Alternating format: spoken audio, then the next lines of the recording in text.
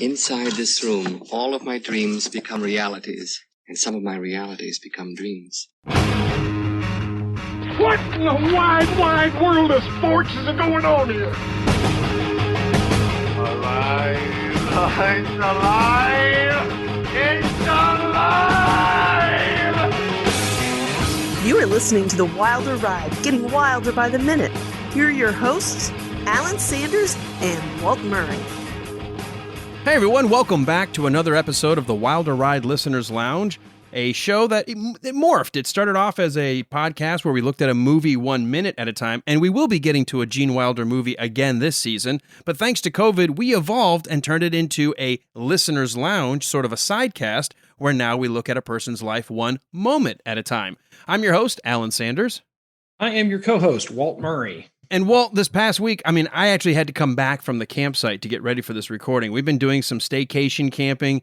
We had the first really nice weather of the season. We were talking about the blooms for the last couple of episodes, the pollen, but not too hot yet. It's been great. We had a spot right on the lake. I can actually open the windows to my tent or walk out the front of the tent. There's the lake. There's Lake Allatoona right before me. It's been great because I can just chill, relax, get some fresh air. I still go to work in the morning, and then I can come back and use my phone to sort of tether and do whatever I have to from the campsite, which has been kind of cool. Well, and it's nice because you love what you do for a living, and then you get to turn around and go hang out and play in nature for the rest of the day. And so not all bad. Well, I have to tell this story, though. And part of it involves, I guess, people who work for Parks and Rec. There's a special kind of people that sometimes work for or are hired by Parks and Rec departments. My wife goes up to the little guard shack that checks you in before you go into this particular campsite. I will leave the campsite off this podcast for to save the stupid. And she walks up and she says, "Hey, we're supposed to get some bad weather. We didn't know if the people that are in the spot now that we'll have starting tomorrow, are they leaving early? And if so, how early can we then set up to try to beat the storms coming in?" And the lady said, "Well, they're going to be here till tonight, but they just came up and told me that they're leaving first thing in the morning." And then my wife said, "Oh, awesome. Can we get there? Because 1 o'clock is checkout. Can we get there at 1 so we can start setting up? Because we don't have a camper. We have a tent. We have to set up shelter, make sure everything's covered for when the rain comes." This woman looked at my wife straight in the eye. Now, this is outdoors, mind you. We're not talking bed and breakfast. And she says, "Well, we really need you to wait till 3 o'clock so we can perform the appropriate sanitation measures on the site." You mean like spray down the dirt? Well, she goes, "Well, are you worried about like trash pickup and stuff?" And she said, No, we have to sanitize to make sure that you don't catch the coronavirus." My wife was like, "Outside, in the elements, with the sun, the wind, and the rain, you're going to spray down what now? The rock pad that we're going to put up our tent? The spigot that we're going to hook up our hose to? What?" Well, pine trees are notorious for spreading viruses. It was like mind-boggling. And I said, "Okay, great. It's going to take 2 hours?" And finally, I just called the Parks and Rec director. I said, "Hey, I'm not sure how valid the excuses were being given to us." He's like, "You can check in at 1:30. I'll give him a call. Don't worry about it." So we got in at 1:30. But I'm like, it was the funniest thing I ever, like in a straight, totally, there was no joking. In fact, this woman, the more you were trying to like crack a smile and be maybe a little sarcastic just to kind of be a little funny, she was like, she was a Karen all the way. Well, and let's just be clear when you say set up the tent. For me, that's like a 15-minute thing. It'd be a one-man tent. It would be leaning to its side, and I wouldn't care. And yours is like setting up a small city. We call it glamping. We've slowly increased it. Actually, my brother did not even know what we did when we called it glamping, and we had a Zoom call. We were doing like a family thing on Sunday. And he's like, "Where are you?" I said, "Oh, I'm camping, don't you know?" And he said, "Oh, where's your tent?" And I walked down, I showed him, he's like, "Holy crap, that's like the Harry Potter tent. It's like 10 times bigger on the inside than on the outside. It's like an apartment." I'm like, "Yeah." And then we came to like, "Look, upstairs. Well, over the years, we've collected things. Here's our toaster oven. Here's our microwave. Here's our refrigerator. Oh, look, here's our running sink." He's like, "Oh my God, you've got a sink." Like, well, yeah, how are See, you supposed to do you're not dishes? camping if you aren't having to pick wood chips out of your food. It's just not. That's not camping to me. Well, look, it is camping in the sense we did get rain. Thankfully, the severe weather never came, but we realized we're going to have to re-weatherproof some of the pieces. The tent has been weathered enough that it needs to be re-weatherproof, so we're doing that. But all in all, it's been fabulous. Outside of the little bit having to spray down for COVID outside on the dirt. I mean, this wasn't a hotel room. They're not changing bed sheets. I mean, this is outdoors. But other than that, it's been fantastic. I've been just really enjoying being back outside. Well, and there's really nothing like being outside just to decompress and let your mind just fix itself. Well, and being by the water, and here's something that you can chime in on, because last year you decided to make a purchase and you and I were not able to go enjoy it, but some friends of ours also last year bought a boat, and that was great to be on the lake, away from everybody, just with the handful of people that we're used to hanging around together. We love that so much. We've gone boating the last 3 days on the lake. Well, I will tell you why you and I didn't enjoy it yet, is because the first year of owning a boat, enjoying is probably not exactly the right word. So my children learned a few new words as I was trying to back that dadgum thing into the lake a few times. But no, we're going to get out there. You're the dad this from year. Christmas Story. Yeah, it was ugly. So, because I never do anything the normal way. So, but yeah, no, I once you're out there and just in nature and enjoying it, it's great. So, well, you and I are way overdue for a fishing afternoon or evening or day. I mean, you name it. Yes, all the above. All the above. Before we get to our guest, and I want to introduce in just a second, well, how's your week been? Because, I mean, I've been having a blast. Oh, it's been good. It's been crazy busy. This is our busy time of year at work. So from now until the 4th of July, it'll be nuts. We'll get a little break around 4th of July, and then it'll go right back. So it's the season to shoot people. It's the season to steal things. Wait, is that your job? You just got to go out and I got to go bag a couple of kills today. Yeah, as you know, I'm a contract murderer. No, in the PI world, gross point blank, buddy. We end up with all these crazy things. So it's a little crazy right now. But, I also understand that sometimes you end up working hand in hand with law enforcement, which is kind of cool. Yeah, we do. I've actually got a case right now that I'm dealing with law enforcement on, and it's hopefully one that we'll have a good success story for in a couple weeks. And I know sometimes you have to be careful what you're allowed to say and not say being a PI, because that whole P stands for private investigator. Yeah. Well, and this one, it'll be private until we finish it, and then it's going to be all over the news. So, oh, wow. This could be high profile. I'll talk about it in one of our introductions in the next couple weeks. Okay, good. Well, I'm looking forward to it. Well, as a PI, you get a chance to learn a whole lot about what other people are doing. Sometimes you stumble across interesting people in your investigations, or maybe even sometimes just by randomly looking through people's Facebooks, Twitters, things like that. You stumbled across our guest last year. I did. Yeah. And one of my rabbit trails down YouTube, I stumbled across our guest, and I literally probably watched 10 of his videos over 1 week of all these cool things that he was doing. And I was like, we've got to get this guy on our show. So I reached out. He wasn't available last year, had a lot going on. And between the videos that I was watching of his helicopter flights over LA and around that area, and then he and his family doing car reviews and everything, I was like, this is going to be a lot of fun. So really excited to have Micah on with us tonight. All right, well then let's go ahead and stop just wasting the audience's time. They didn't come here to hear us. They came here to hear the guests. So let's get to it, and welcome to our Johnny Carson-esque stage, Micah Muzio. Micah, welcome. How you doing, buddy? Hey guys, Walt, are you investigating me? Is that where the media exposure is going to happen? It feels I'm not. I was trying to cleanse my brain of some of the garbage that I had seen that day, and stumbled across your videos. And I honestly don't remember how exactly I stumbled across it, but I do remember one of the first ones I saw was your Disneyland flyover. Yeah. That was a neat one, actually. Yeah, and I know we'll get into your story a little bit, but I guess it was right as COVID was starting, right? And the lockdown. Yeah, I had something of a viral moment at the beginning of Corona times where, so I guess for people who don't know my background, I'm an automotive journalist by trade. I've been working at Kelley Blue Book for the past 14 years now, but I'm also a helicopter pilot. I got my license in 2008.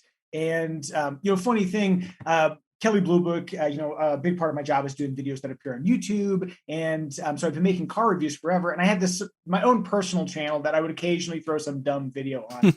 And so the funny thing that happened, and the reason why you wind up seeing me in a video flying over Disneyland, is that I did a video where I just started my helicopter. That was it. It was 10 minutes, unedited, no effort, threw it up there. Didn't think about it. A year and a half goes by, and then my phone starts blowing up with all these notifications. I'm like, wonder what's going on. And that video kind of caught the algorithm in a way where it went like super double viral to the point where I think it's over like 2 million views now or something like that. That is crazy. It's one of those, like, I don't know how this happened, but what that did is it made me think, I wonder if I could do something with my own channel outside of Kelley Blue Book. And so when I got that notion, I started doing trying to do different kinds of car reviews and doing more helicopter stuff.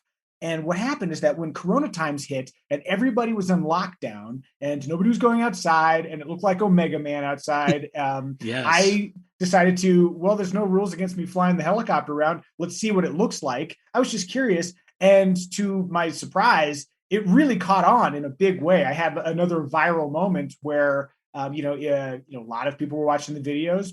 My Instagram started blowing up. Everybody was reaching out. Advertisers were like, "Hey, would you like to talk about this product on your YouTube videos?" And so that's right about the time where you guys reached out initially. So I was experiencing this weird this explosive wave of viral activity on my own channel simultaneously. My main job, Kelley Blue Book, we had to, because of Corona times and financial concerns, abandon all of our video production assets. So I became a one-man band shooting and editing literally everything that Kelley Blue Book put out, in addition to doing my own channel at this weird time. So oh my God, I was busy. That's why it took a year to get together. Sorry, guys. No, that's great. You started explaining some of the stuff. I was like, I thought I was busy, but obviously I'm not. Well, I was wondering, even just hearing about some of the streetscapes, and especially with LA as hard as they locked down, were you even getting calls for B-roll footage for film production, other things, or I guess that's still to come, but have you gotten any of that where people just wanted dead, open flyover space? Yeah, actually, a dude reached out, and that's his entire business is stock footage, B-roll, that kind of stuff. And he's like, wow, hey, send me some of that footage and we'll see if we can, sell it. And I mean, realistically, that hasn't proven to be like a major business, but it's just weird how many people came out of the woodwork. Like I was being interviewed, by like local publications, and the advertisers finding me was a really, really weird deal. There's like a VPN that reached out. They're like, "Hey, can you talk about our VPN?" Okay, sure. I guess. While I'm flying over dead airspace, have you had your virtual private network set up yet? Yeah, seems to go together. Integrating completely dissimilar things. That was one of my creative challenges in 2020. While you're sheltering in place, figuring out whether or not you're going to be able to survive the pandemic, would you like to do a virtual private network so nobody knows what you're actually up to when you're online? Yeah, it was one of those deals. Such a weird turn of events. I don't know how your 2020 was, but among the many unexpected outcomes of Corona times, the kind of viral explosion of the YouTube channel and all the stuff that entailed was really high on my list. Very strange. Well, I think for me, when I came across it, I'm in a job where we do a lot of pre-employment background checks. So we actually got letters from the FBI saying they are allowed to be at work. We're a necessity to keep the yeah, that was weird. I mean, I got a letter from Homeland Security being in the news business per se. Yeah. I'm in talk radio, and we were like, yeah, if he stopped on the street, he's a public information officer. Right. We need to allow him to get to his microphone. Like, I do wacky crap on the radio. Okay, fine. Yeah, I'm essential. Yeah, and so for me, when I sat down and came across your videos, I think the cool thing was it's outside. It's what the world looks like, and the world has never looked like this. Not in 1,000 years has the world looked like this, and it's never looked like this where entire cities were just shut down. And so for you to be able to document that, and then that video where you had all the ships that were waiting out in the ocean to come to port, it is almost haunting to see those videos. Well, I mean, properly haunting too, because so off the port of Los Angeles near Long Beach, there were all these ships that were anchored out there because nobody was buying gas. And so there's all this fuel just sort of floating offshore. And people were like, "Hey, you're going to check out those boats offshore?" I'm like, "Okay, sure." And so I hopped in the chopper and went out to see what it looked like. And sure enough, there were all these, massive ships, innumerable, just anchored off the coast. But to add to that ghostly quality, there was this sort of like spooky fog sort of rolling in over everything. And I already hate flying over open water, anyway. When you fly the helicopter over water, it's like you have a flotation device on you. So if you, for some reason, have to go down, you can pull that and you won't drown. But it's still creepy being out there over the water. And then you have the ghost fog and everything. Mm-hmm. And that wasn't my most fun video to shoot, but it was one of those videos where this is really of the moment. Last year was filled with all these kind of singular moments, and being able to share those with people who don't have access to the outside world, let alone the vantage point from 500 feet in the sky was really cool. In particular, Disneyland. That's another one too, where typically, so there's what's called a TFR, a temporary flight restriction around Disneyland. They enacted that under the auspices of safety, like terrorism, keep people, airplanes from getting too close. Realistically, that's a really great excuse to make a quiet, pleasant environment for people attending the park. And typically that's, its function. But during Corona times, what was interesting, I keep using that phrase, by the way, and I'm going to Corona times.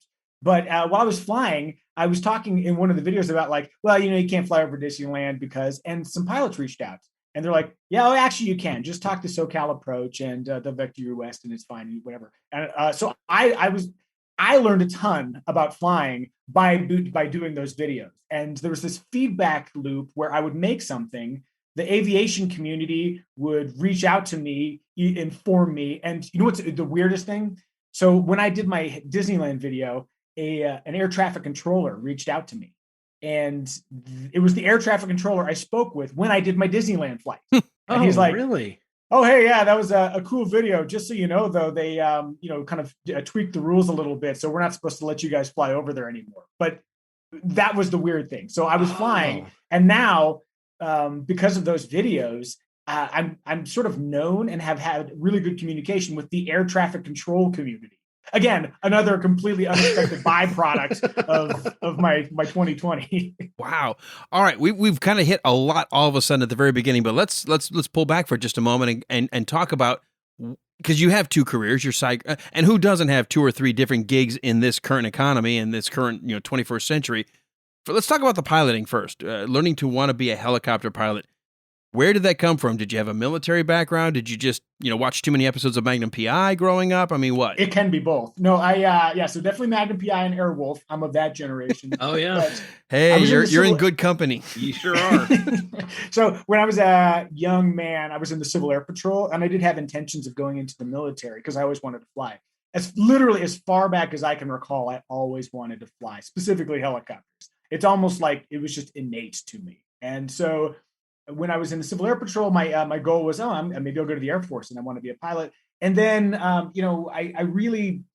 took this other kind of creative path. I was playing in a band a little bit later, and I was a musician. After I graduated high school, I never went to college. I was a janitor, and then I was a maintenance man. I played in a band. That was kind of what I was doing. And so the notion of gave you free time. Oh, yeah, go ahead. Gave you the free time. I mean, yeah. Like I think that it worked for me at the time, but the notion of like being a pilot was sort of outlandish. There's no way I'm going to get from this janitorial squad to flying my own aircraft. There's no path there. Right. And that's the dead end. Yeah. And so I always wanted to fly, but what made it possible was actually my entree into working in media was radio, local talk radio in Bakersfield, California. and that's where I got my start. So, I mean, do you want me to kind of take you on my path? Absolutely. Yeah, absolutely. We love, when I said at the beginning, we like to do the show a moment at a time. It truly is. Where did that guest first learn that this was the path they were going to end up on, or what was the path they thought they were going to be on before it took a sudden turn sideways, things like that. Yeah. I always wanted to play in a band and tour, and knowing what I know about myself now, I would have hated that because I like being at home with my family. And there's no money in music right now. So I'm glad that didn't work out. But talk radio guided me into media. And while I was working at that radio station, Kern Radio in Bakersfield, KERN News Talk 1410, Bakersfield's hometown news and talk leader. Very good. I was a radio guy. And while I was there was a radio show that focused on cars. I always liked cars. I'm a first generation car enthusiast. My parents weren't into it, but this radio show had unique access. They always had guests of real acclaim, and they always had the newest cars long before anybody else had them. This was back when like the PT Cruiser was new, and it seemed really cool. But wow, look at that! And hey, they were retro change. before retro was a term, right? Yeah, and so I was like, I have to ingratiate myself with these people, and so I started doing free work. I would help them doing their remote broadcasts, and I became the producer eventually. And then I discovered what their real job was. Okay, strap in. This is going to be a convoluted Rube Goldberg-esque concept, but the reason why they had a radio show was to legitimize promotional videos that the host would make for various car makers. It's like he would walk on the screen and say, "Hi, I'm the host of the show." And in order for him to be able to say that, so he would seem like he had objectivity, they had to create a radio show. It was absurd. Nonetheless, I started helping them with those videos. So that's how I moved into the automotive media creation world. And then while working at that company, I eventually met the guy who hired me at Kelley Blue Book. I worked on that guy's radio show for a good long while, proving I had some level of accountability, and I was personable enough that he wouldn't mind spending time with me. So that's how I wound up at Kelley Blue Book. But along that path, we were lucky enough to buy and then sell a home before the market collapsed in 2007, 2008. And with the money we made from that house, I got my pilot license. Oh, awesome. So we just happened to sell right before, The Big Short. So, one thing that you mentioned is a theme that we see in so many of these interviews, particularly with people who have a passion for something, that they were in another job and they found a little break somewhere and they worked their tail off. They looked for opportunities, and all of a sudden things start falling into place to get them where they wanted to be, or get them to an awesome place they didn't even know they wanted to be. So it's interesting that you say the same thing, that you found that one thing and that drove you to a passion, and that passion has driven you to where you are now. Yeah, people ask, how do I get your job? And the problem is there is no direct path to this job.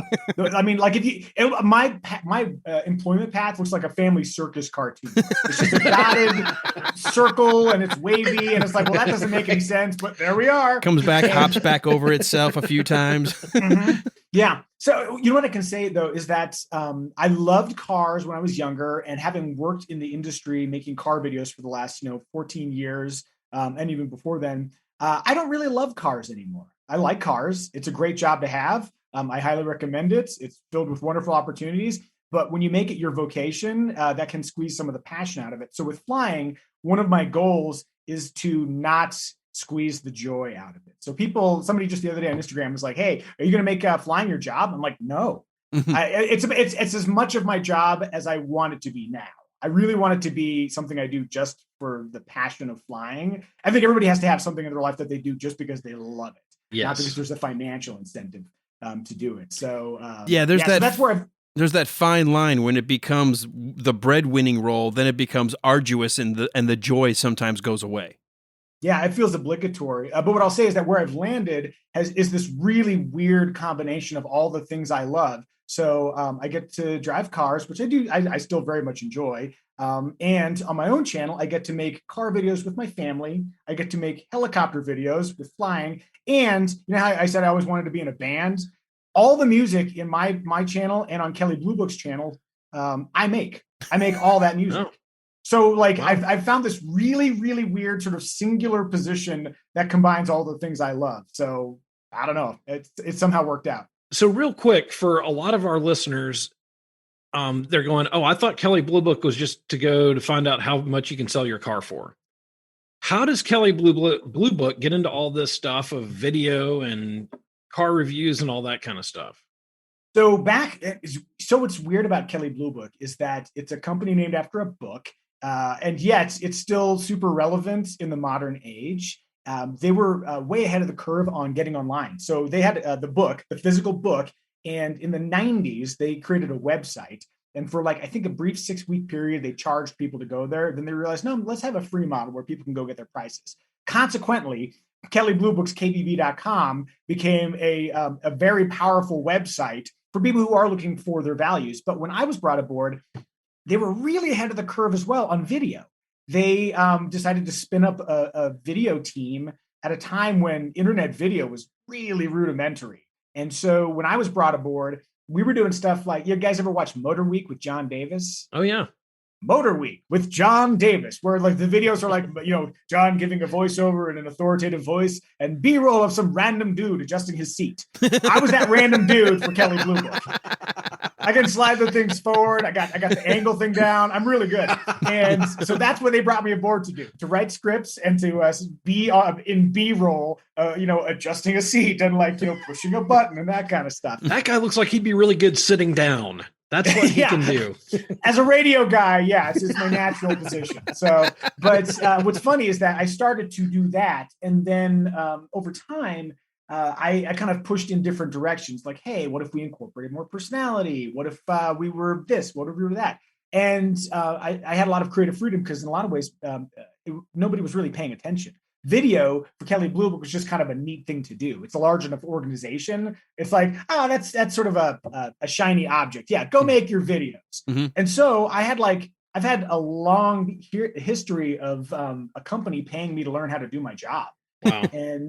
And what's neat is that after developing my own style and developing myself as a host, I was able to take that and transfer that into my own channel with the videos that I'm making now. But what I'll say is, if you go back into the Kelley Blue Book archive, there are some deeply embarrassing videos. If you want to shame me, just go back and look 2008, 2009. We will be adding those to our website.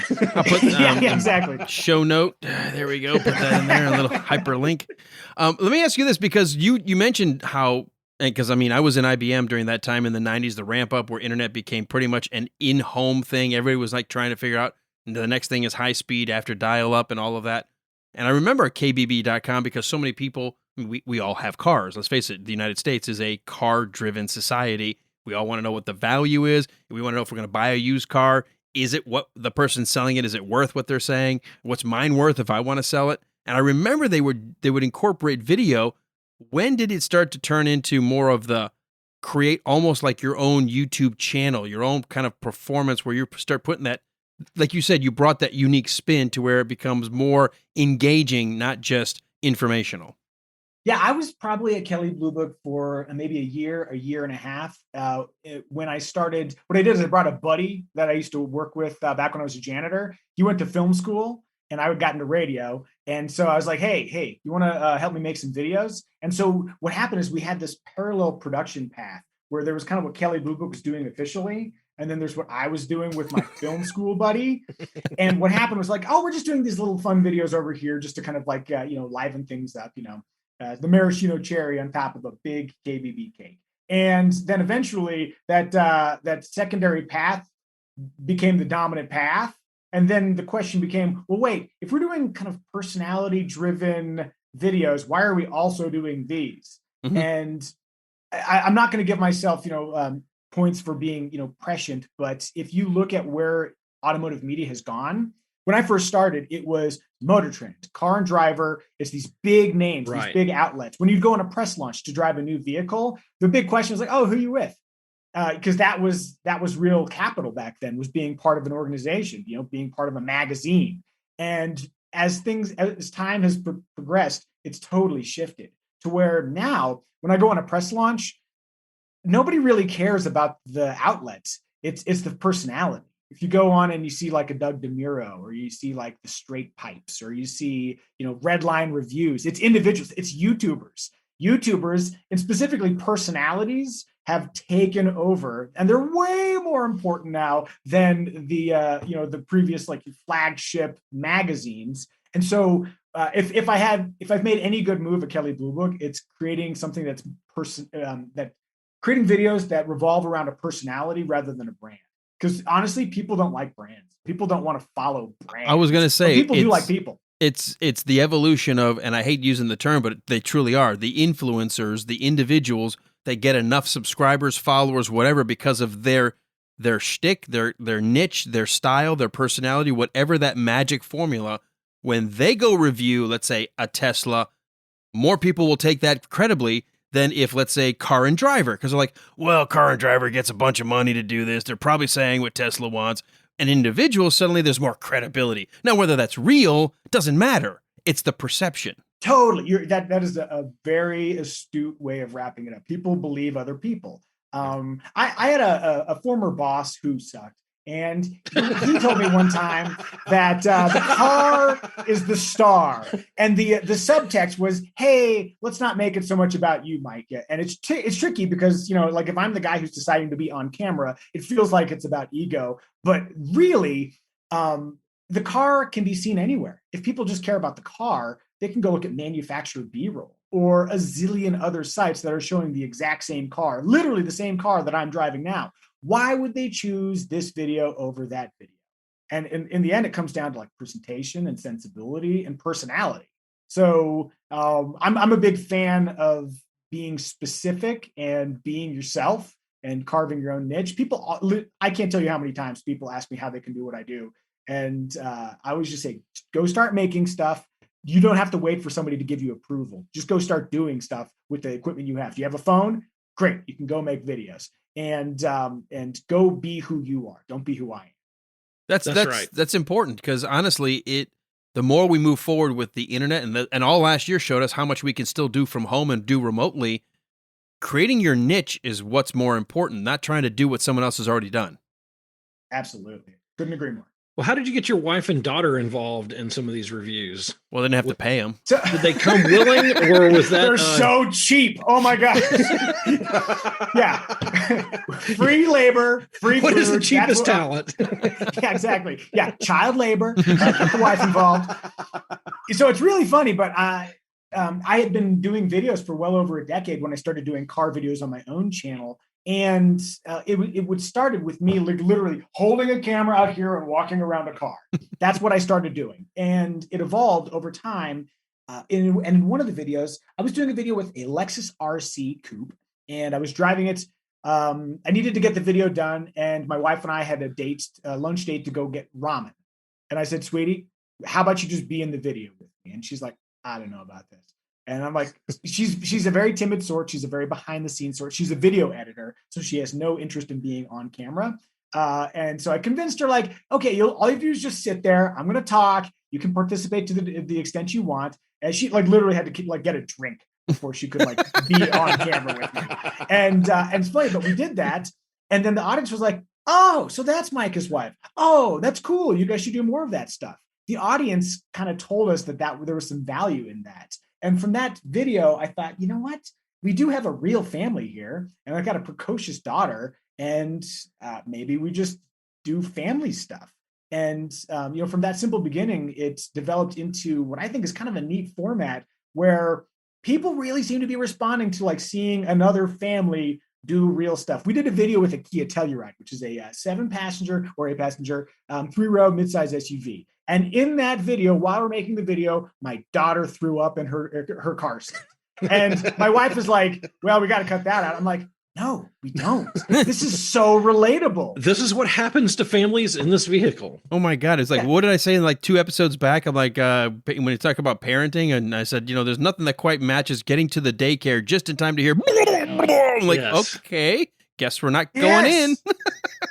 Totally. Yeah. I mean, you were talking about influencers earlier, and there's this kind of polished version of reality that we get fed. And to me, I think it's way more compelling to just be honest we're driving around and my daughter got sick. That's what happens. And this is really how people will use their cars. Right. And I think that kind of realism is something that I've really wanted to lean into. So what's been awesome is that my wife has grown into a host on her own. And so we've got a series now that puts her in the driver's seat, quite literally. And then my daughter as well. She's really enjoying being a part of the videos. So it's kind of become this little family hobby / I guess business where, it's like in olden times, you'd have to go help your, family down at the corner store or, help your dad make shoes or something. And now this is, instead of cobblers, we Muzios make videos, and it's really cool. And then what's really exciting is that last month I sold my helicopter. And the reason I sold my helicopter was to buy a new, slightly larger helicopter where all future helicopter videos will involve my wife and kid. So bringing them into the aviation world, I think will be a really exciting thing. So that's kind of what I do on my own channel. It's me and my family. What's wild is now I'm starting to see and the influence of those kinds of niche videos, YouTube, and there are tons. There are lots and lots of people that try, and some do it and fail, some do it and do it very well. But I'm starting to see like the mainstream now commercials showing that sort of, hey, it's a slice of life of real people. They're not Hollywood models. They're not overly made up. They're not all like pencil thin. They all look like real people. And all of a sudden you start saying, oh, well, duh, because real people want to see themselves in the car, not a Hollywood model or an actor. Yeah. I mean, if people want to watch hot people drive around in cars, they can definitely do that. It's not what they're going to find on my channel. But that reality, I think, yeah, you're absolutely right. If you look at the advertising, that tells you what people want to see. I saw a video the other day of Pauly Shore in his kitchen advertising insurance. Single shot, just him at the counter. Hey, buddies, it's the Weasel. You guys need car insurance? Oh my God! Hey, you Gen Xers, it's time for your colonoscopy. Eh? While we're at it, how's your insurance? When he starts selling Metamucil, I'm done. It's Dude. orange, buddy. Like, yeah. Hey. Yeah. So I at some point, maybe we'll all go back to wanting to see super glossy, fantastic luxury-oriented people do amazing things. But for this brief period here, while people want to see some version of reality, right. That's what I'm going to focus on. And there's still going to be that. There's always that market where they want to show, like, because you want to imagine yourself that now you do look like Brad Pitt because you drive this car, right? I get that. That's right. But when you're telling the story, and what we love about doing with our show, and that's why we like bringing guests on, is it's about their story. And everyone, I think, has a great story to tell if you'll just figure out the right questions to ask and let them talk. And I love hearing this. I mean, I think people like those kinds of tales of normal people who just found their niche. Yeah, well, and I think I have found my niche. People, every once in a while ask, oh, what are you going to do next? What's the next thing? I honestly don't know, because I feel like I'm in a job that's made for one person. Like, I don't know if there's any other job that could be so perfectly attuned to me and my sensibilities. So, I think, I don't know where I go from here.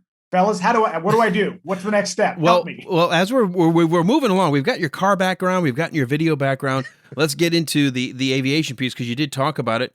How you said initially that as you started taking pictures of these dead or vacant cityscapes, that all of a sudden people were coming at you. Do you remember the very first advertiser that decided, this guy's getting a lot of looks, his channel's growing, how do we get in front of this? Who was the first person to reach out to you? The sunglasses company called Flying Eyes. And what's interesting is that I had reached out to them a couple years earlier, and they make aviation specific goggles, very thin temples, and they're made to go under your headset. It's a really great design. I love it.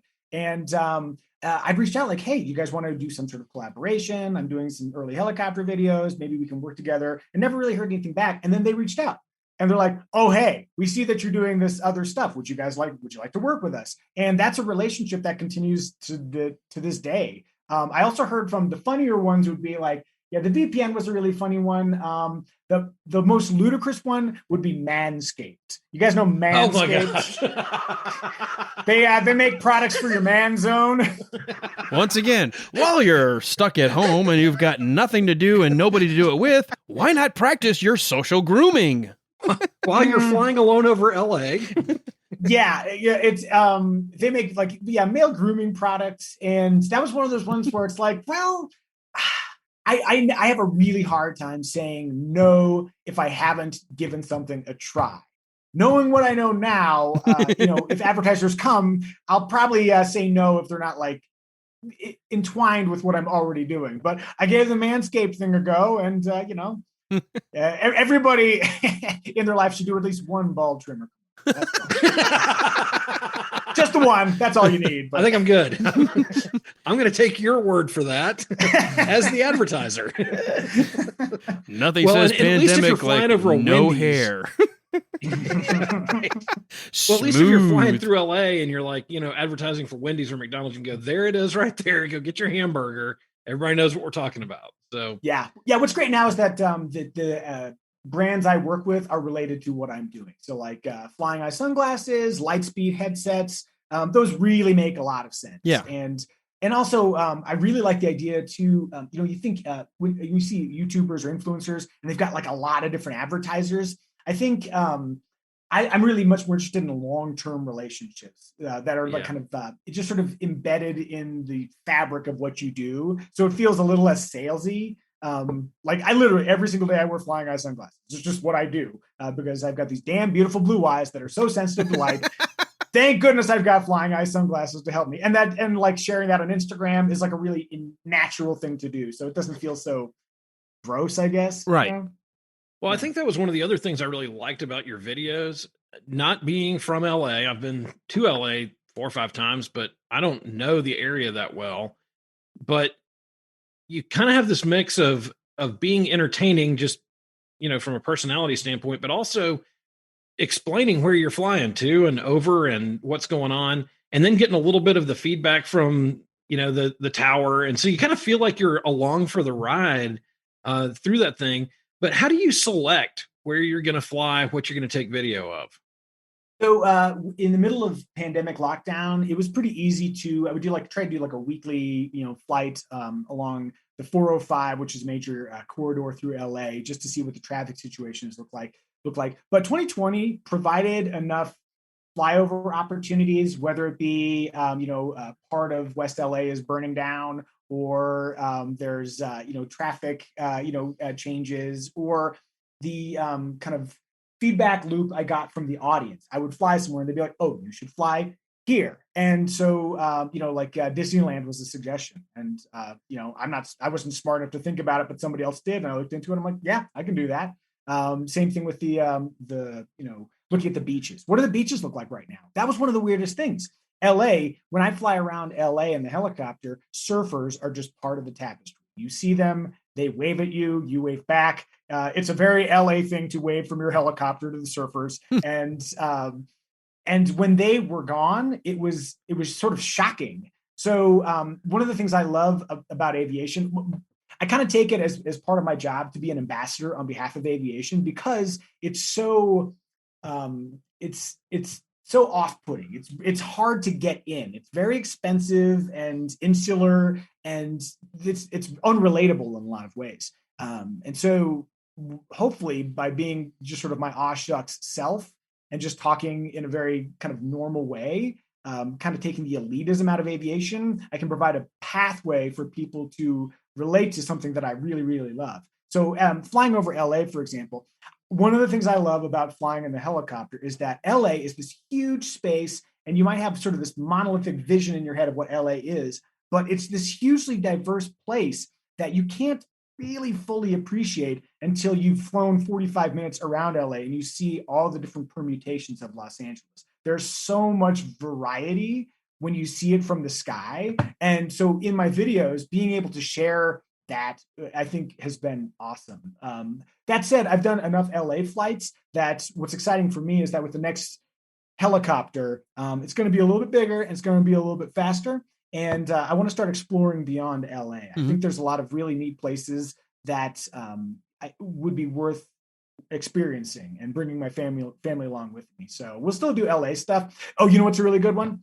4th of July fireworks. That for me is yeah. So LA fireworks have been one of my favorite things. It's like highly illegal. I don't know. I think it's because of access to the port, but we have so many illegal fireworks. When you look out over the horizon on the 4th of July, it is a nonstop sea of explosions. I don't know if you've seen any videos, but it's like this wavering illuminated sea of illegality, and it's amazing. And so it's America. It's America, man. Sure is. And so when we in 2019, my wife and I, it was my dream. I wanted to have a helicopter of my own and go fly over at the 4th of July. And every year it never quite worked out. And so 2019, my wife and I went up, and it blew my mind. And so in 2020, I wanted to share that with everybody. And so we did. And man, I think 2020 was a banner year. People had a lot of angst they needed to get out via explosives. Mm-hmm. And so we did a video over LA, and that one was pretty popular. But I was going to say, when I watched that video, my expectation was that you were flying to the fireworks display. It looked like a war was going on in Los Angeles. Yeah, I know. It's like Mosul or something like that. It looked wild out there, and it was an amazing video.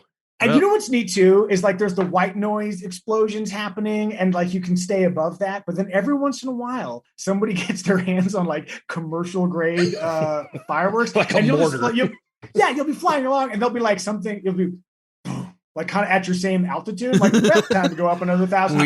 We might want to go up a little bit. Oh my gosh! And the other thing looks like old man Johnson spent all of his pension.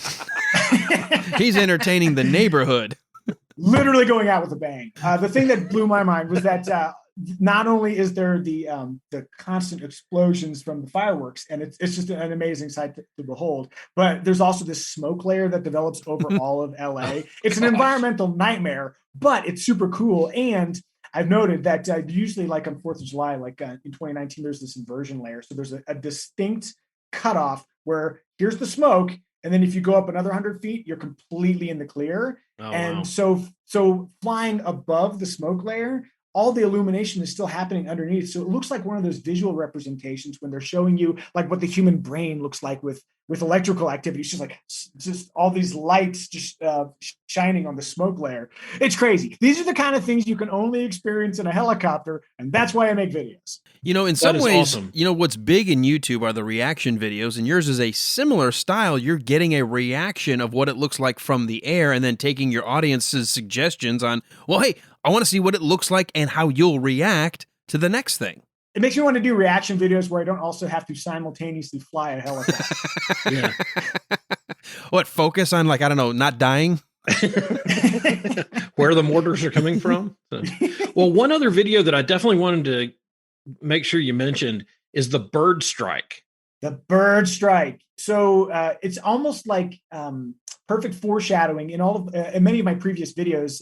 When you fly low in a helicopter, especially when you're along the coastline, you're flying in the same space that birds operate. And so, for example, when you fly past LAX along the shoreline, you're required to be at 150 feet or below. And so you're there, and you have to watch out for the seagulls. You have to watch out for people with kites and drones and that kind of stuff. But I've always, been very cautious about birds. So in the video I was doing where I flew over Magic Mountain, one of my theme park videos, I was on my way back, and I was like at 3,500 feet or something.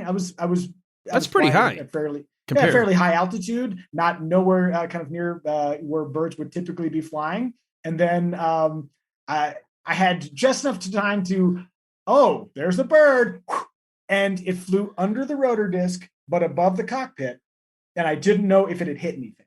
So the question was, what do I do now? So I started looking for somewhere to land, because you don't know, like if, for example, the bird had hit the tail rotor or some other critical component, that can be a catastrophic issue. I mean, there was a Marine Corps Cobra helicopter maybe 5-6 years ago that was brought down by a hawk hitting the pitch change link for the main rotor. Hit it, catastrophic failure. 2 servicemen died. Awful, just awful. And so that's the question. It's like, well, is there some sort of mechanical problem? Everything feels okay, but I'm not quite sure. I was about 10 minutes away from Whiteman Airport. So at the same time, I was like, I thought perhaps I should do a precautionary landing. There was a ridge line to my left where I could have sat down, but there were people. It was like a hiking trail. And I've seen enough horrible YouTube videos of people like getting too close to helicopters, spinning blades. People do not know what to do. I flew my helicopter to Arizona for an event, and some guy, a powered parachute guy, nearly walked into the main rotor blades as I was shutting down. A buddy of mine just happened to like stop and, hey, stop.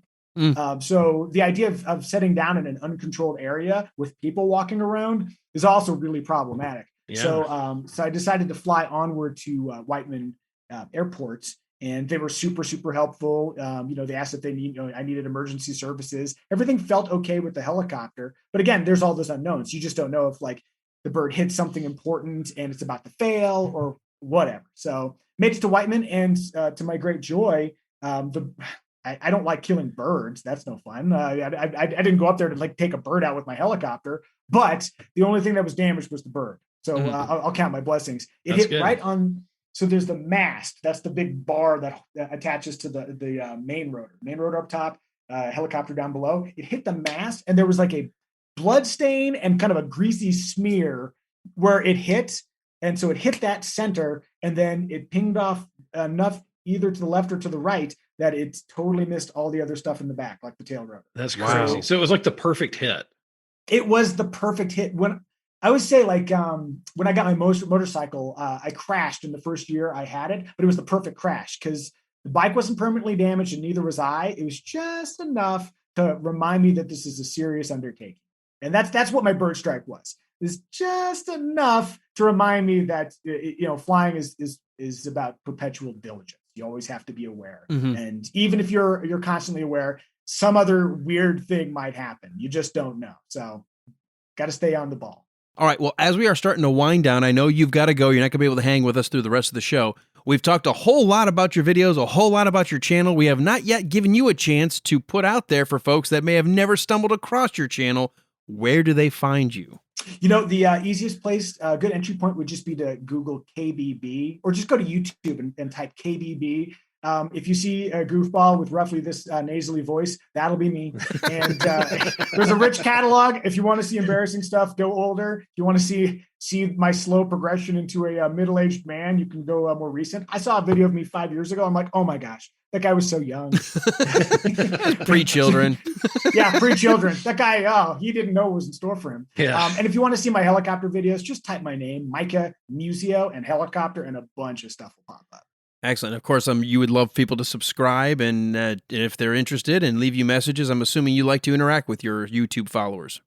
Yeah. I really try to make myself open to people, especially like on Instagram. A lot of people will reach out there, and I can't tell you how many times people will send me a message, and I try to respond when I can, and I get a lot of, I can't believe you responded. Like, well, I'm a person, you're a person. Hopefully we can have a communication. I'm actually real. Yeah, exactly. YouTube may have algorithms, but I'm real. Yes. Real flesh. Yeah, and you're kind of falling into a weird place where you are a real person who all of a sudden has become a celebrity. So it's that's kind of a strange place to stand sometimes, I would imagine. I'm going to back away from the celebrity label because it feels real highfalutin, but I've had enough moments where people, I was out with this. I've had two really great experiences. One, I was in Las Vegas with my dad doing a father-son weekend, and we were just at a Starbucks, and some dude walked up and he's like, "Oh, hey, you're the KBB guy." I'm like, "Yes, I am." Okay. Gave him a high five and bye.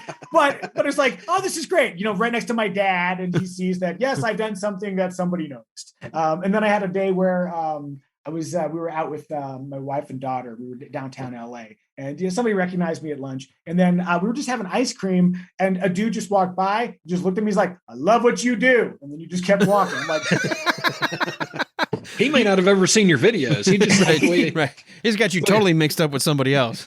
Yeah, probably. So, but best adult actor I've ever seen. I was like, wait, what? Well, you are in LA. Yeah. So.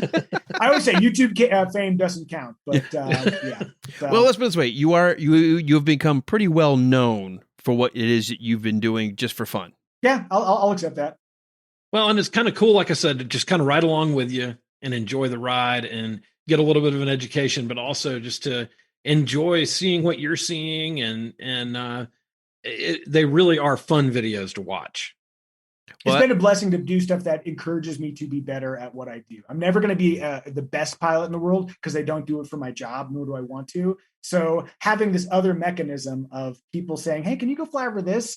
I guess I can. Let me figure that one out. It's been a really great way to develop as a human being. So who knew that YouTube could make somebody better?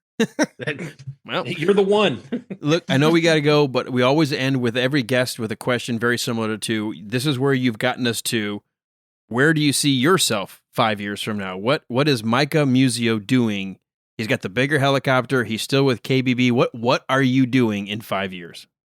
If I do it right, then I'm helping foster my daughter's interest in media and perhaps hosting. There have been so many people who have commented, said, "Oh, she's going to take over the YouTube channel," and if she wants to, it's hers. Yeah. That's very cool. Hey, you know what? Being a dad is the best thing I've ever done. That's my greatest role in the world. Absolutely. So I think we're all the same. We're all here. Micah, anything else you want people to know either about you or once again how to get in touch with you? Do you like Twitter? You said Instagram. Are you on Twitter, Facebook, anything else like that? I'm on Instagram. That's the only place I go. I've tried to cut out all the other social media because I do not have the time. But if you like helicopters and cars, come give me a follow. If you don't like what you see, just shuffle along.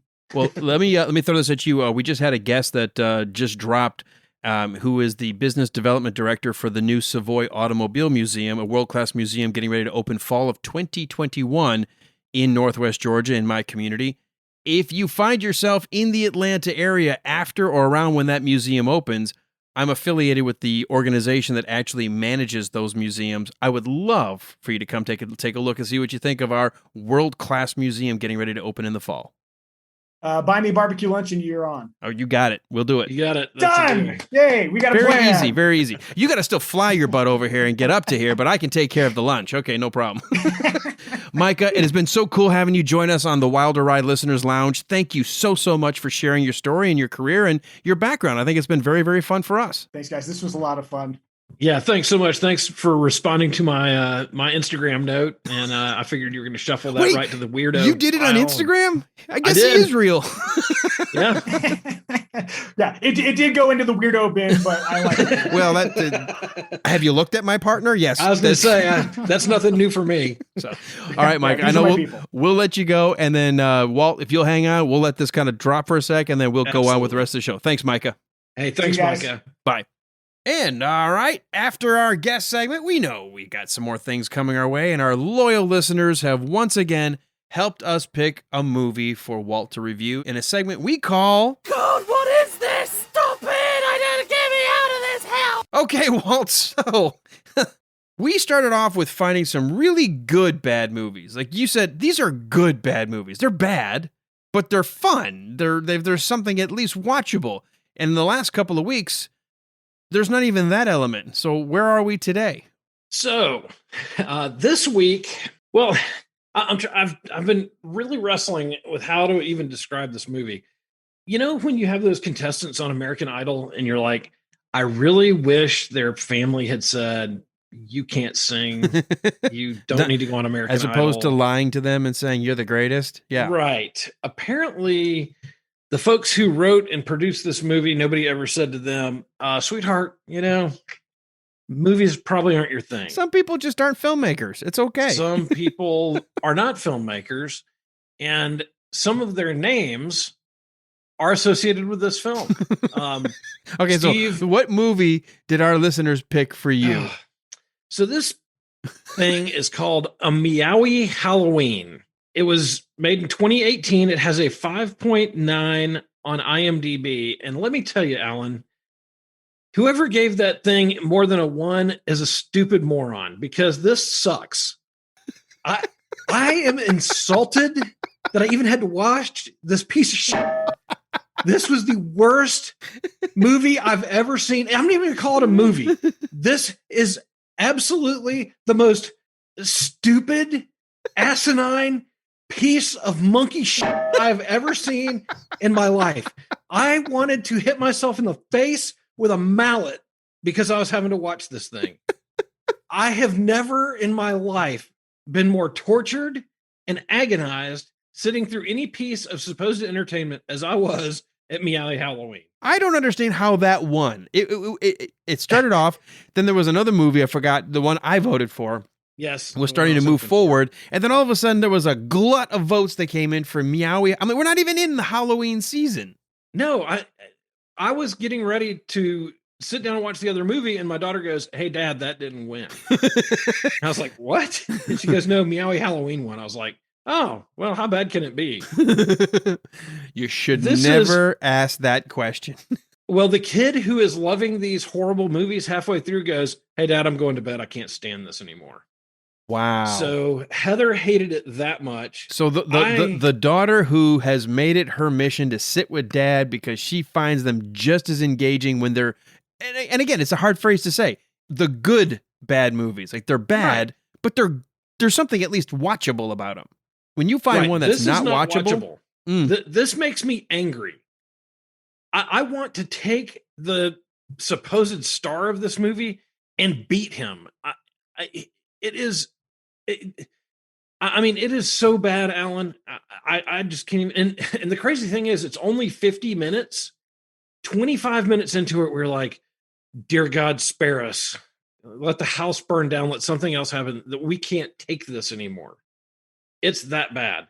And so IMDb, I've gotten in the habit of reading what IMDb describes this movie as. So their description: when their home is haunted by a dream spirit, it's up to Whiskers to figure out what is haunting them and how to send the ghost to their own side.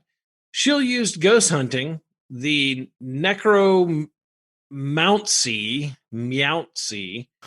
and Wally's credit card to get the job done.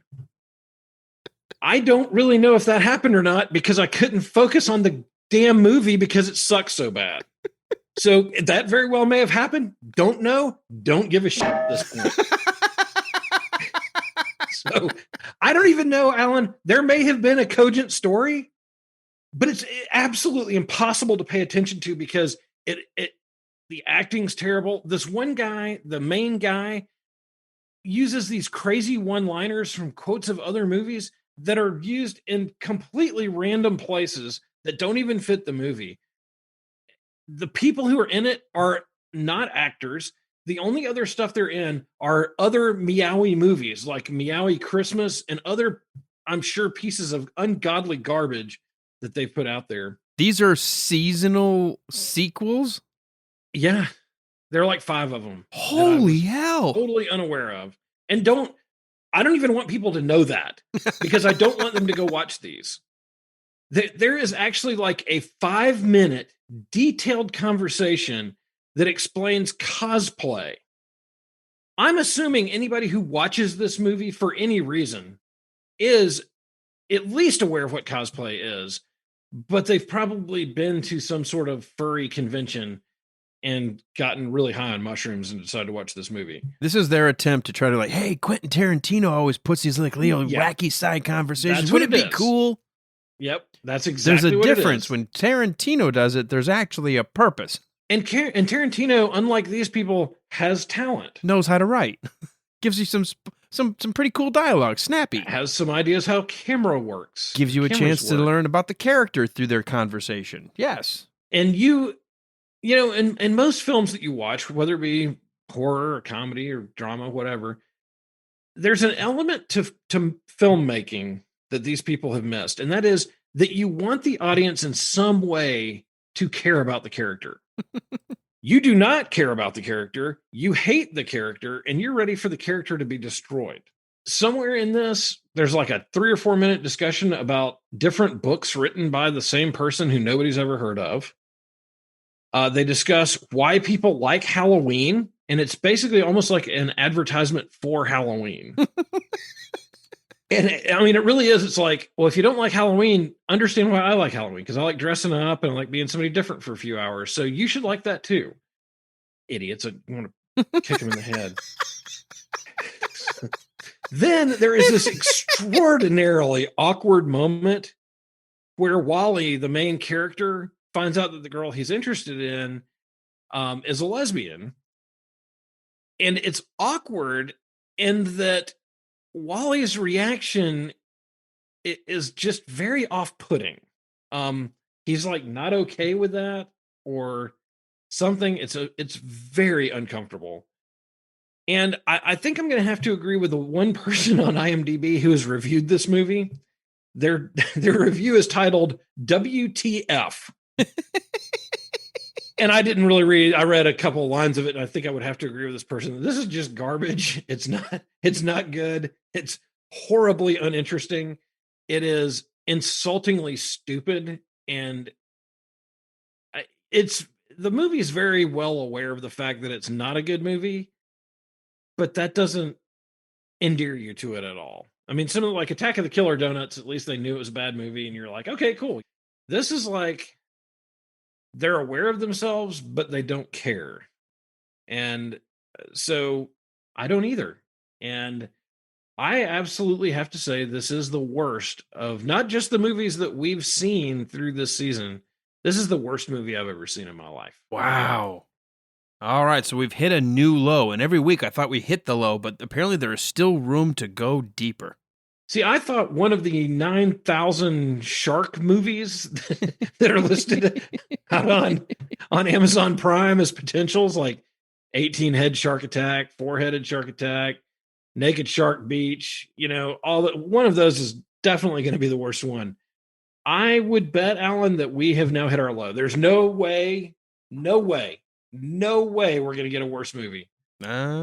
If we do, I might I might have to resign.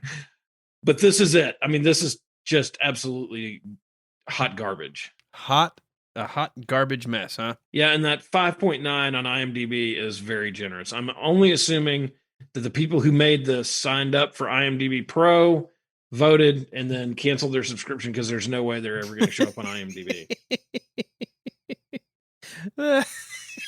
That's awesome. So I really liked it. Okay. Well, let's move on to something that's actually real because we read about it online. Let's talk about the news in a segment we like to call It's No Bullshit.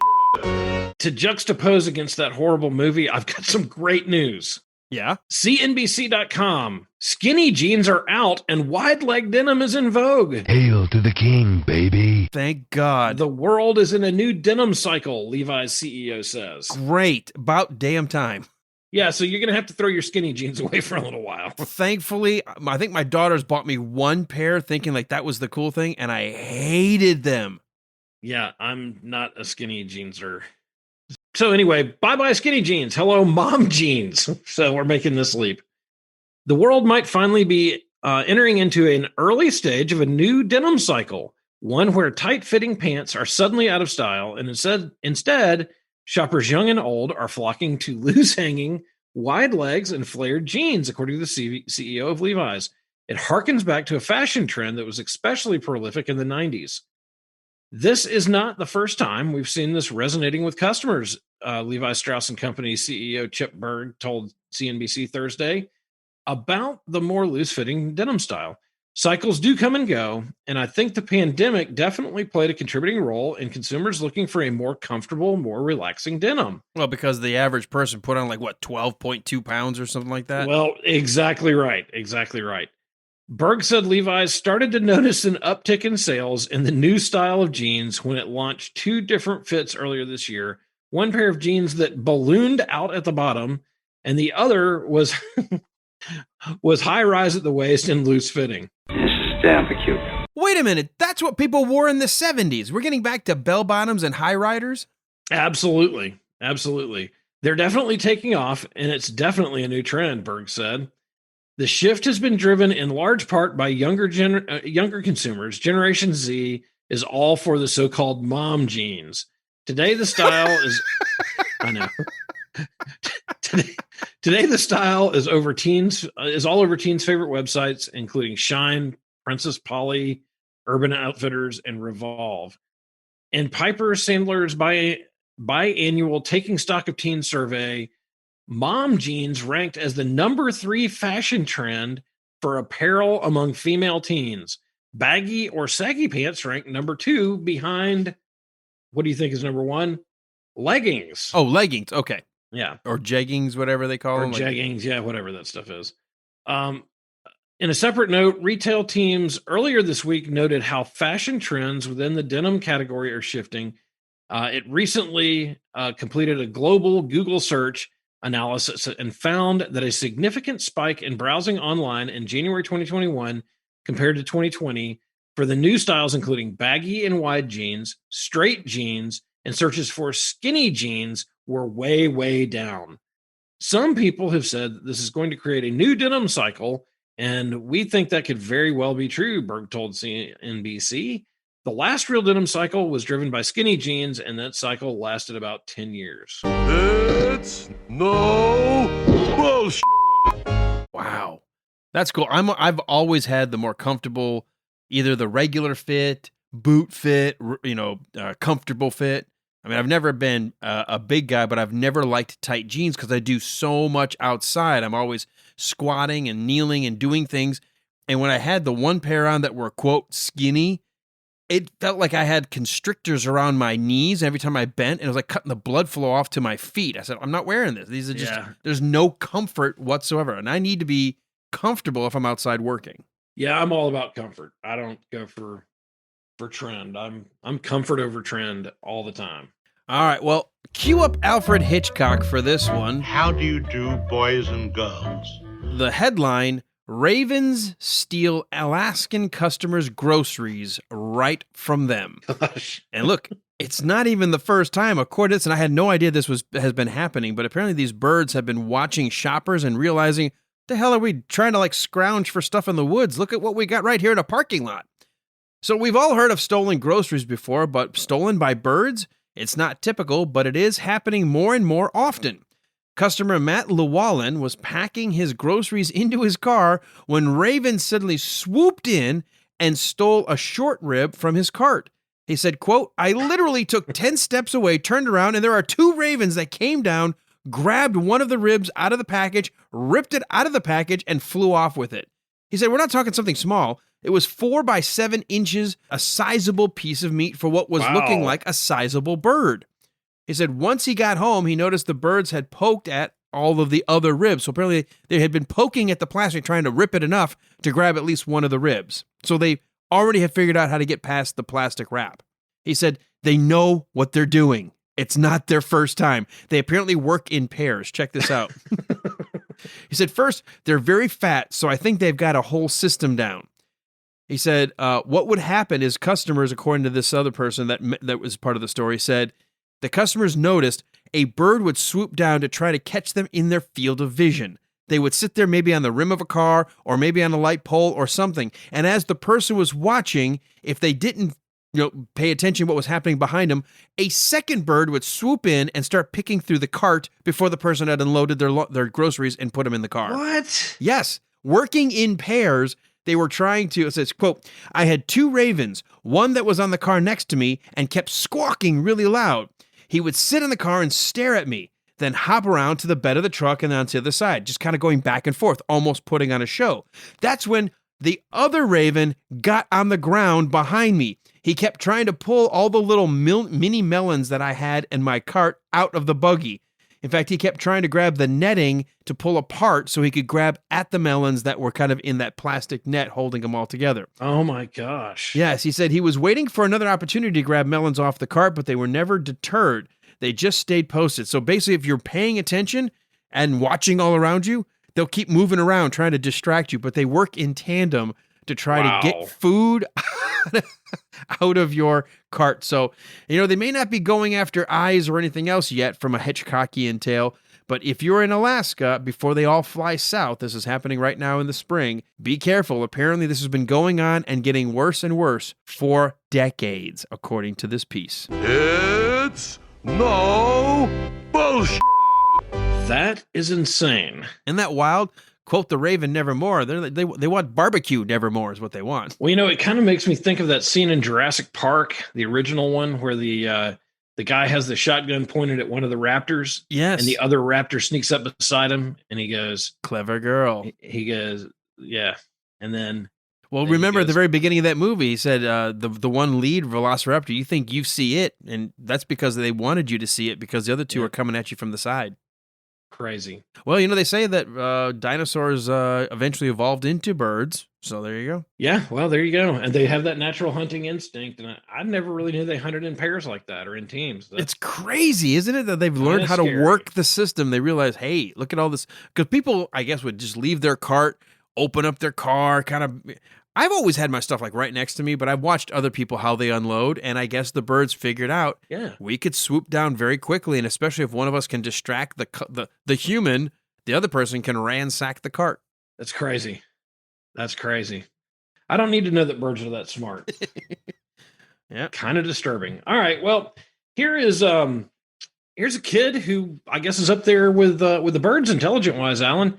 From KSTP-TV5 in Minneapolis, Minnesota, Stillwater police say a 10-year-old took a van to get Cheerios while his parents were sleeping. Oh, that's not right. Well, they're self-sufficient. Yes, and we'll learn a little bit more about this kid in the story. An ambitious Stillwater boy got himself into a bit of trouble Sunday night after taking his family's van to pick up some cereal while his parents were sleeping. Stillwater police said an officer was on a routine patrol at 9:38 p.m. Sunday when they saw a tan Chrysler minivan headed south on 2nd Street North towards Mulberry Street. The officer turned to drive past the van, seeing it stop in the middle of the street, and saw a 10-year-old boy sitting in the driver's seat. To think I saw it on Mulberry Street. That's right. That's right. And to think you saw this. Well, the officer turned around and activated his squad's emergency light, but the van continued southbound, blowing through a stop sign before turning right onto Chestnut Street and then right onto 3rd Street. The van rapidly accelerated, going around 50 miles an hour, according to the police. Wow. And they then discontinued the pursuit for safety reasons, but continued tracking the van. Eventually, the van went through an intersection in reverse and went up an embankment into the front yard of a residence on 3rd Street. Holy cow. The officer then pulled in front of the van and blocked it from being able to leave. The officer then told the boy to unlock the van and promptly placed him in the back seat of the squad car. Maybe not the last time he sees that. That's when the boy told the officer his dad wanted him to have cereal before going to school the next morning, so he sent the boy to buy Cheerios at the store. The officer, thinking it was unusual, asked if the boy's father was intoxicated, and the boy confirmed that was the case. You want Cheerios, you get yourself to the store, buy your own damn Cheerios. Daddy been drinking. However, when the officer took the boy home, the officer found the boy's parents had not been drinking and were asleep, and there was no sign of intoxication. Oh, wow. So the kid lied. The boy then admitted that he just left home without his parents' knowledge to go to the store. The parents reported some minor damage to the side of the van, but no injuries were reported, probably until the officer left and the dad beat the kid with an inch of his life. It's no bullshit. Son, you mind going out there and bringing that tire iron in here? We're going to have ourselves a talk. So that kid is something else. Wow. All right. Well, I've got the last one here, and I, once again, learned something. I was this many years old when I just realized there is an entire ring, an international mafia-driven ring, stealing Legos. What? Do you mind telling me what this is all about, mister? Yes, sir. International Lego Mafia busted by French police, an article that came out just a couple days ago. You'd think the colorful plastic bricks are just for kids, but they're actually worth a lot of money. Black markets usually provide those looking for illicit goods a relatively safe trade network.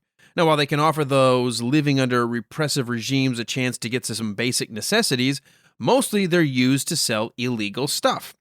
But that's not all you can find in these shady marketplaces. You can also buy an assortment of Legos.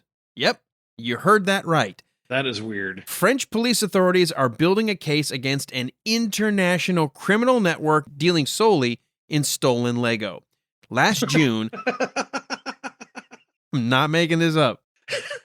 What do you work? I work homicide. What do you work? Lego. I'm in the side. Lego division. We're building a case. We're snapping it together one by one. We're having a hard time with some of those right angles, but we'll eventually find that right piece, you know. This is a very colorful case we're building. According to this, last June they caught 3 Polish, well, that explains a lot. Polish citizens, 2 men and a woman. Great. Red-handed stealing everyone's favorite toy bricks from a toy store in town. The trio confessed that they were part of an expert thief team specialized in stealing Lego. It turns out there are groups that are practically Lego mafias. Entire criminal operations center around pilfering Lego blocks and then selling them through both legal and illegal channels. According to the police officer behind this story, the criminals came to France. They set themselves up in a hotel room in the Paris region, then set about raiding toy stores before returning to Poland to sell their haul. That's insane. So here's the deal. Because Legos have so many kits that they release that then are limited in run, they may, after a couple of years, they move on to other runs. If you can round up some of these, especially new in the box, what maybe have sold for $100 or maybe even as much as $150 new in the box can go for as much as $2,500 on the black market. Good night. And because Legos have no serial numbers anywhere associated with them, they're untraceable. You have no idea, even if you're buying something that somebody got as a set. Like maybe my son got 2 of these Jurassic World kits, and so we're just selling one. Do you want it? And you have no idea. Was it stolen? Was it stolen from a store? Was it stolen from someone's house? Or was it just an extra gift? No way to know, no way to trace it. And that is why these particular thieves are specializing. And in fact, the story goes on to say that sometimes there's even specific Lego parts that are so rare that they'll even have one part that's being sold as an individual item. It's amazing. It's astounding. But it's no bullshit. So be aware, if you've got one of those rare Lego sets, you might actually have to keep it under lock and key. You never know when the Lego Mafia is just going to come by to do a little business. You know what I'm saying? You know, I really wish that I'd kept some of my Lego sets from my childhood now. Unfortunately, they had a lot of BB dings and stuff like that from later on, but fireworks burns. Oh, many of mine were the victim of my discovery of firecrackers. Yeah, that's a shame. We could retire today. Same with my original Star Wars Stormtroopers, some of my original TIE Fighters, and then when I got into Battlestar Galactica, I remember a particular incident when the Cylon Raider went up in a puff of smoke. That was always fun. It was fun at the time. Well, that was probably a good end for him. I had no idea that maybe I could have had a career in special effects, blowing things up. I just thought it was cool when I saw some behind-the-scenes stuff, how you would show the little TIE fighter blowing up and how they would put it in the movie. And so like, well, hey, we can blow up our own things. Unfortunately, we had no idea that those things would be worth an awful lot of money later. No joke, dude. All right. Well, as we start to wind down, we always have our entertainment segment.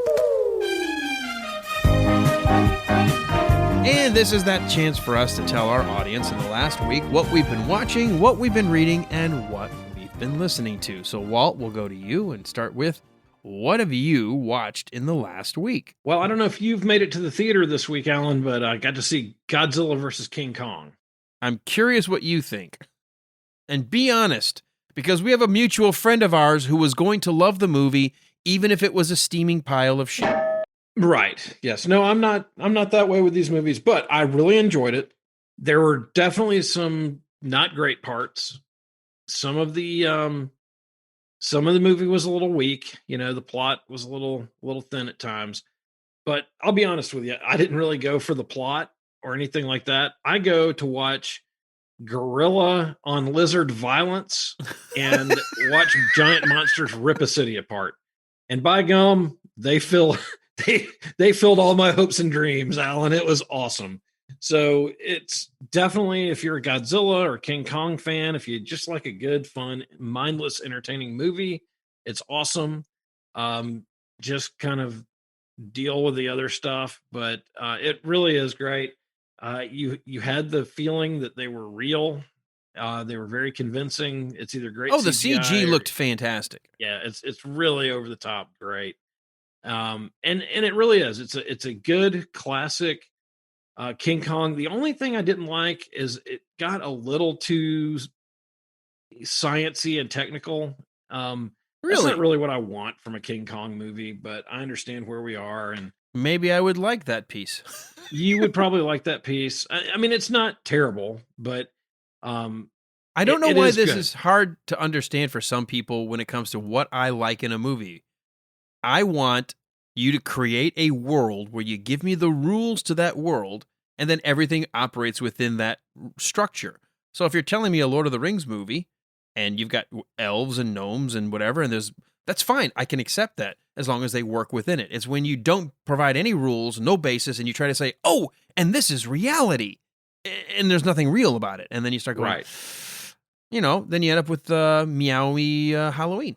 Yes, you do. But this is not Meowie Halloween. Okay. This was a whole lot better. And what did your girls think? Because you put out a picture on your personal Facebook. I don't know if you put it on the Wilder Ride, but you look like you went for a girls' night with your daughters.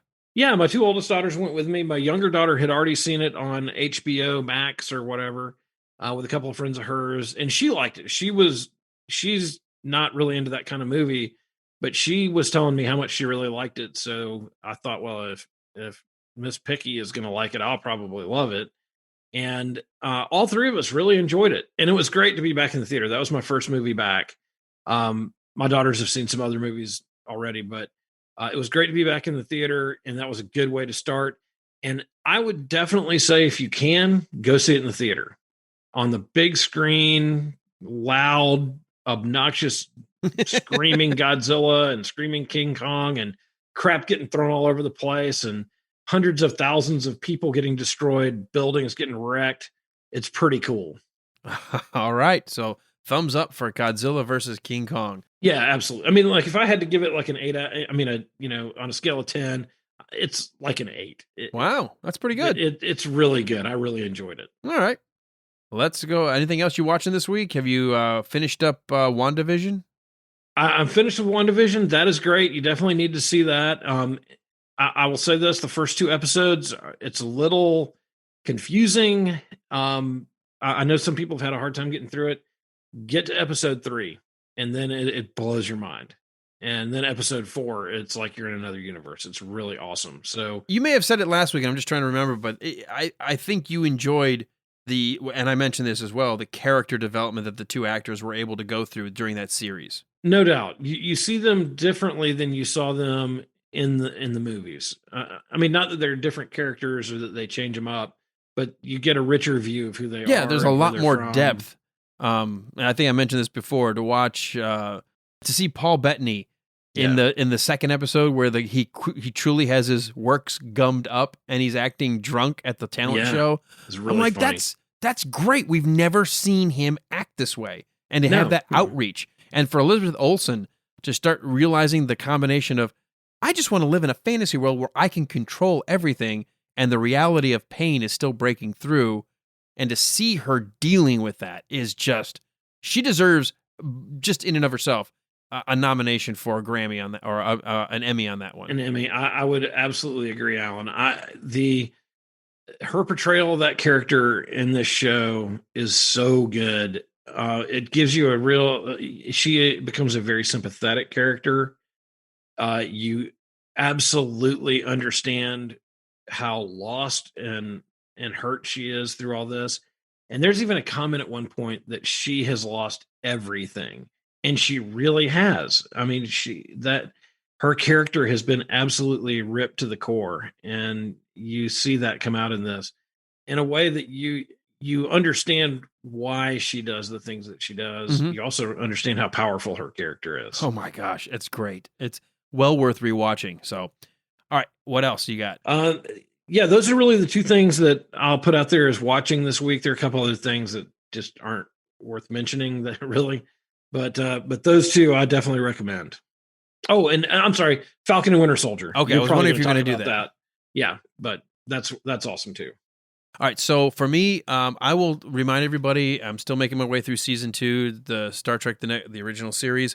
Falcon and the Winter Soldier, goes without saying, loving it so far.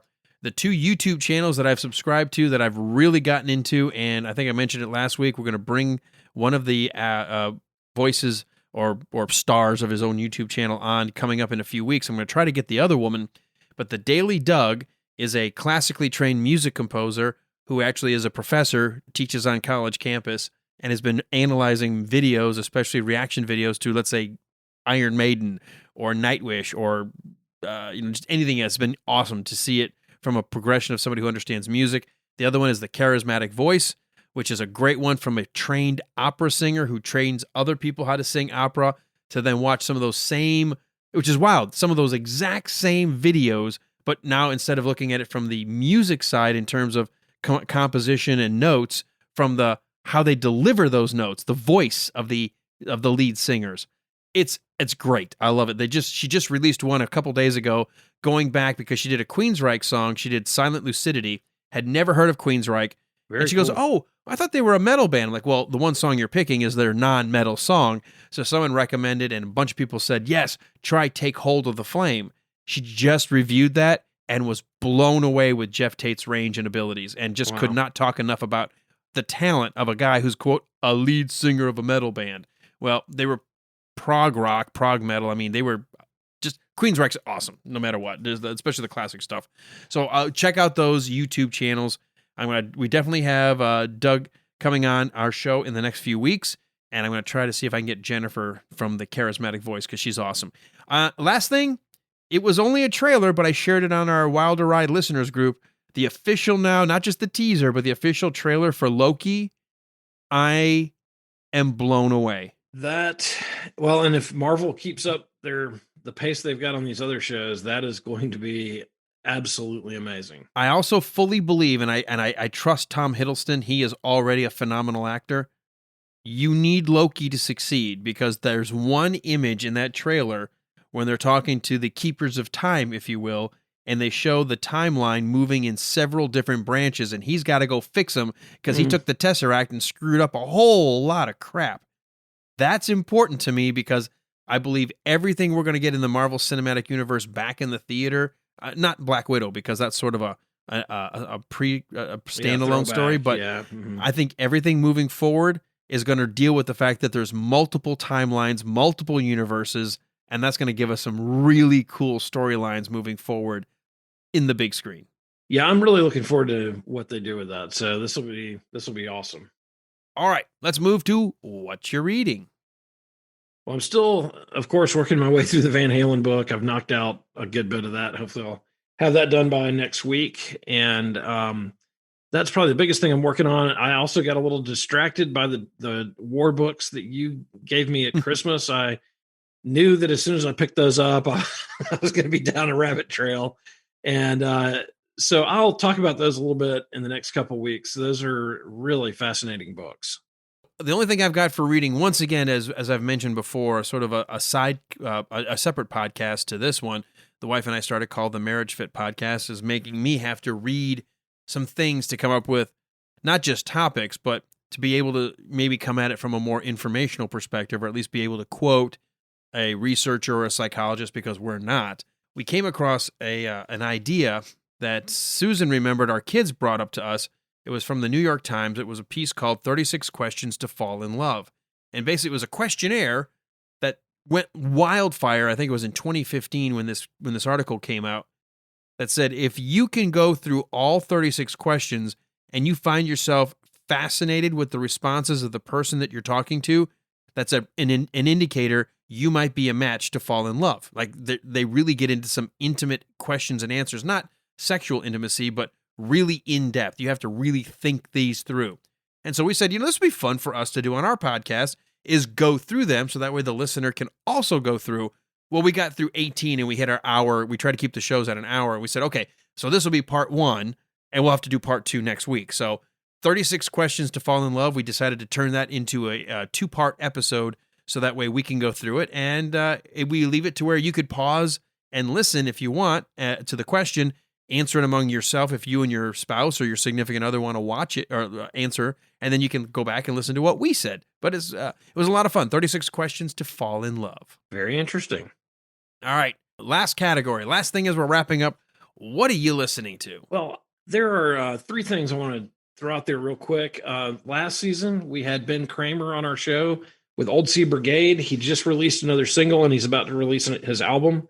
So go check that out. You can find it anywhere, Spotify, Apple Music.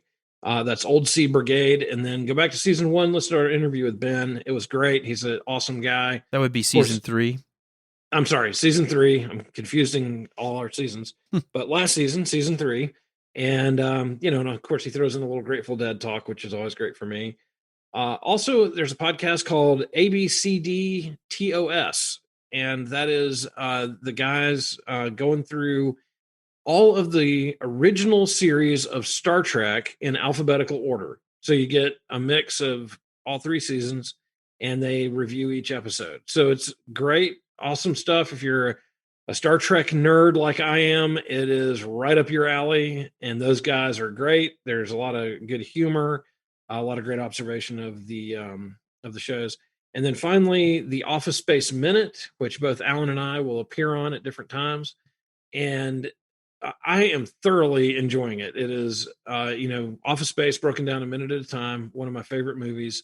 And those guys are doing a great job of bringing out some of the interesting aspects of that movie and reminding me of some of the really funny things. And having worked at several large corporations, but one in particular, in the technology world, it reminds me of some of the crazy garbage that we dealt with and some of the crazy people who I love, who I worked with. All right. Well, those good podcasts. I think I know I've mentioned ABCDTOS before, and the fact that you're going back through it now and hearing it, always good to remind. And there's nothing wrong with bringing back stuff that we had listened to before. I mean, we're subscribed to so many. Sometimes I have to let them build up and then go binge them and get caught up. That's what I've had to do too. And I get reminded every once in a while just how good some of these are. Well, one that was mentioned before with one of our guests, even this season, actually opened up our season. I started listening to some episodes, and then I kind of stopped, and then I did a bunch of yard work, and I just binged, I think, 5 episodes in a row. History of the Marine Corps has been fantastic podcast from a former Marine, not necessarily a historian, but somebody who just loves the history of how did the Marine Corps come to be. And some of those early episodes really are dealing with the formation of our colonies, the different acts that the king was trying to put on the colonies that created the tension, the lifestyle, how it all kind of played in. And he's giving a texture that I didn't even know before. And we're right into the start of the Revolutionary War, the episodes I'm up to. It's been awesome. I cannot say enough about how good, and they're not super long. They're easily digestible, but the information is solid. And I remember a lot of it in my schooling, but then I learned a lot that I didn't know along the way. A lot of it, of course, being because it's tainted, or I shouldn't say tainted in a bad way, but sort of has the tint of, well, we're specifically looking at it from the eyes of the Marine Corps. It's been incredible. I have recommended that to several of my Marine Corps buddies, and they've all come back and just said, this is awesome. Thank you for referring me to this.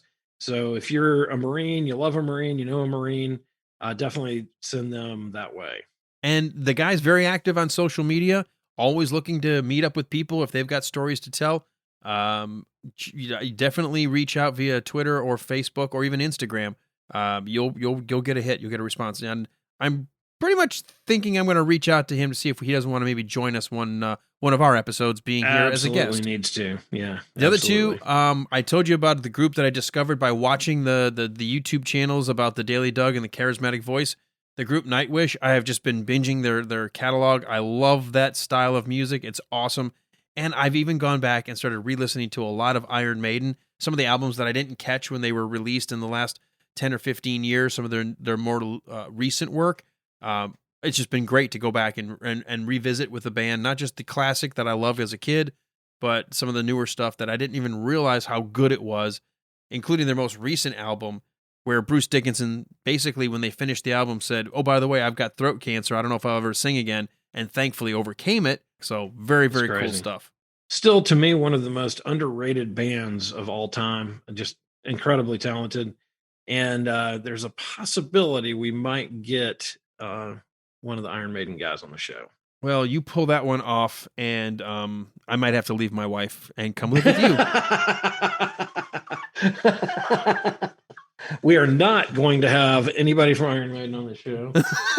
Wait, did I just ruin it? I'm sorry. I meant no. I always say the wrong thing at the right time.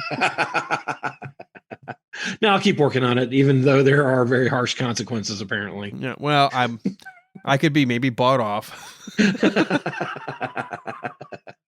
All right, as we bring this episode to a wind down, as always, for folks who may have stumbled upon it for the first time, how do they learn a little bit more about us and what we've done in the past? Well, you can always go to our website, which is a great place to go, thewilderride.com. You can check out everything about us, our biographies and past episodes and guest lists and all kinds of things like that are there. And then also we always try to encourage you to go to our Facebook page. Go to facebook.com/thewilderride. Follow us there, and then don't leave. There's a button that's going to pop up that says join the listeners group. So hit that button, answer 3 questions, and you're in. As one of my friends pointed out this week, if you just hit skip or cancel or something, you still get in. So as long as we know that you're a human being and a friend, we're going to let you in. Well, So that's what there's I'll no be honest. politics. I only let people in if they haven't answered the questions, but I realize they're a friend of you or somebody else that's an actual participating listener. Although it does sort of tick me off that we're breaking the rules, but as long as we know that they're a legit person and not a bot from, Madagascar. Yeah, she sent me a text. She's like, "Oh my gosh, I just skipped the questions." And I'm like, "You're fine. We'll let you in." So she's way too much into following rules, so she was freaking out. And I was like, "No, we'll let it slide one time." But just don't mention politics or anything like Right. that. That one we're pretty strict on. I mean, that's the big hitter. So, and it's not because we don't like talking about that in our real lives. We just realize that's not the place for it. You learn your place, learn your audience. This is for fun, right? This is a happy place. And as always, rate and review if you've got the time. We would love that, and certainly hit the share button. Most podcatchers have the ability to share. It'll even take you right to say, where do you want to share it? Twitter, Facebook, where do you want to put it? Or copy the link and put it out there yourself. However you do it, it only takes a few seconds. It'd be awesome to have you help spread the word, help us build our audience, and it just continues to grow. And as Walt said, if you join our listeners' lounge, you can actually help us pick the content we're going to be talking about, maybe even give us some suggestions of where we should take the show, or even guests that we hadn't even thought of, or maybe you've got a relationship that you can help make that guest appearance happen. That's right. And you can also look for our poll either on Tuesday or Wednesday, whenever I get to it, of horrible movies. Didn't I tell you to set a reminder? Yeah, well, after this week, I made to delete all my reminders. Whoops, no votes. Guess I get to pick the movie. Then we get Llama Apocalypse. So you don't want that, so vote. Well, and no matter what, come on back next week. We always are working on the next great guest to bring you, and this is actually going to be the first time ever a repeat guest for us. We've never repeated anybody so far, but Tim Andrews, the man of 1,000 voices. He's the host of the Radio Labyrinth podcast. He's on the Von Hessler Doctrine on the radio. He does so many cool characters and voices, and he's just such a fun guy with so many stories. Gen Xer who's just got so much knowledge and is fun. And we're looking forward to bringing him back here on The Wilder Ride. Yeah, he'll be great. He's a good friend of ours. And, of course, Radio Labyrinth is a great show, so check that out, too. All right, come on back next week for another edition of The Wilder Ride Listener's Lounge. I still need somebody to sing us out on that. You said you couldn't, and I know I don't want to, so we're gonna have to just deal with it. Yeah, I guess we're just not a musical podcast. I'm just wondering, the whole YouTube thing. Maybe we're missing out on something. Maybe we should be making video. Well, I mean, we are recording a new video. Yeah, I know, but I don't know if anybody wants to watch us talk. I mean, I think when you're making a video, that's more interesting. If you're like, that's too much work. I don't have time to edit things as it is. No doubt. You gotta be jumping jack.